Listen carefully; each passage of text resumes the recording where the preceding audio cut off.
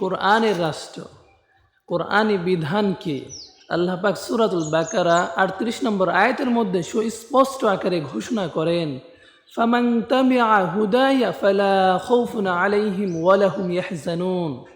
অর্থাৎ যারা আমার কোরআন মেনে চলবে, কোরআনের আইন বাস্তবায়ন করবে সমাজে, রাষ্ট্রে, তাদের জন্য কোনো চিন্তা নাই, কোনো ভয়ও নাই। এই প্রতিশ্রুতি কে দিয়েছেন? মহান আল্লাহ পাক দিয়েছেন। যদি আমরা কোরআন অনুযায়ী নিজে চলি এবং সমাজ রাষ্ট্রটা কায়েম করি, তাহলে সেই সমাজ কি হবে?